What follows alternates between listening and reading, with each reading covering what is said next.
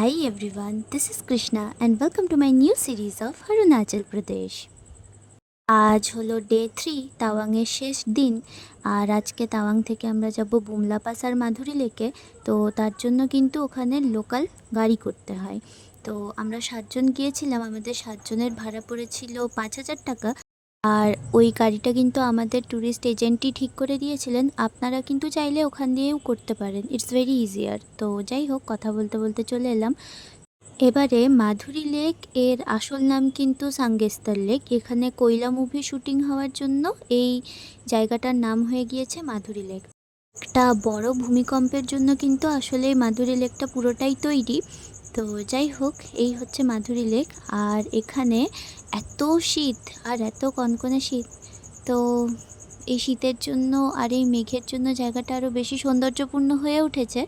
একটা ইনফরমেশন দিয়ে রাখি, বুমলা পাস আর মাধুরী লেক কিন্তু যাওয়ার জন্য পারমিট বের করতে হয় একদম আলাদা করে। আর আমরা নিজেরা ডিসিশন নিতে পারবো না যে আমরা কোনটাতে আগে যাব। ওখানকার আর্মিরা যেটা ঠিক করবেন আমাদের কিন্তু সেই জায়গাতেই আগে যেতে হবে। তো আমাদের মাধুরী লেকটা প্রথমে পড়েছিল, তাই আমরা মাধুরী লেকেই কিন্তু প্রথমেই এসেছিলাম। আমাদেরকে আমাদের এজেন্ট আগেই বলে দিয়েছিলেন যে আমাদেরকে কিন্তু একদম সকালবেলায় উঠতে হবে। মানে আমাদের উনি বেসিক্যালি 7টার সময় টাইম দিয়েছিলেন সকালবেলায়, কিন্তু যদিও ওটা ডিলে হয়ে পরবর্তী সময়ে 8টা হয়ে গিয়েছিল, তো তবুও কিন্তু আমরা অন টাইমেই ছিলাম সেই দিন। আর আমরা খুব তাড়াতাড়ি কিন্তু ওখানে পৌঁছাতে পেরেছিলাম। আমাদের কিন্তু হার্ডলি পৌঁছাতে ওখানে টাইম লেগেছিল মোটামুটি ওখানে 9টা 9:30 নাগাদ আমরা কিন্তু পৌঁছে গিয়েছিলাম। আর তাড়াতাড়ি পৌঁছে, আর ওখানকার যে আমাদের যে ড্রাইভার ছিলেন উনি কিন্তু আমাদের বলেছিলেন যে মাধুরী লেকে যদি আমরা বেশি টাইম স্পেন্ড করে ফেলি তাহলে বুমলা পাসে যেতে দেরি হবে আর ওখানে কিন্তু আমরা ঢুকতে পারবো না। তাই উনি আমাদের টাইম দিয়ে দিয়েছিলেন ওই আধা ঘন্টা মতো। তো আমরা ওখানে আধা ঘন্টা বেশিই থেকেছিলাম, যদিও মোটামুটি আধা ঘন্টার 10 মিনিট মতো বেশি থেকে আমরা ওখান দিয়ে বেরিয়ে যাই বুমলা পাসের উদ্দেশ্যে। ওয়েদার দেখে নিশ্চয়ই আপনারা বুঝতে পারছেন যে কী প্রকারের ঠান্ডা ওখানে ছিল।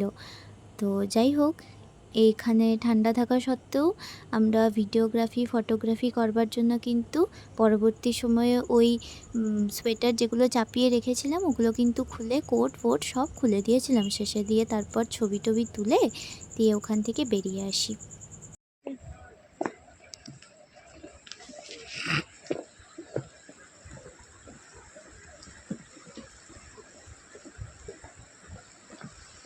এবারে আমরা ওই 10টা নাগাদ বেরিয়ে পড়েছিলাম বুমলা পাস যাওয়ার উদ্দেশ্যে। তো বুমলা পাসে যাওয়ার জন্য না কতগুলো ইম্পর্টেন্ট ইনফরমেশন দেওয়ার আছে, তো তার আগে একবার দেখিয়ে নিই।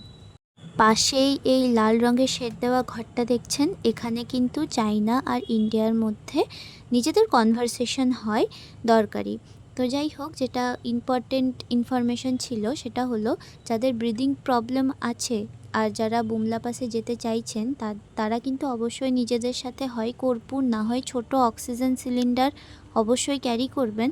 কারণ it's very important for those যাদের খুব নিঃশ্বাসের প্রবলেম আছে, তাদের পক্ষে খুব কঠিন হয়ে যাবে যাওয়াটা, বিশেষ করে বয়স্কদের জন্য। যদিও দিনের শেষে কিন্তু মনের জোরটাই সবার থেকে আগেই দাঁড়িয়ে থাকবে।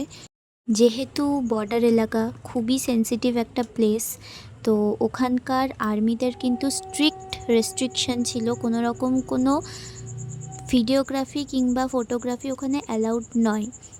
মানে 400 টাকা দিয়ে একটা টিকিট কাটতে হয়, তবেও কিন্তু ওখানকার আর্মিরা ছবি তুলে ওখানে বাঁধিয়ে দেন।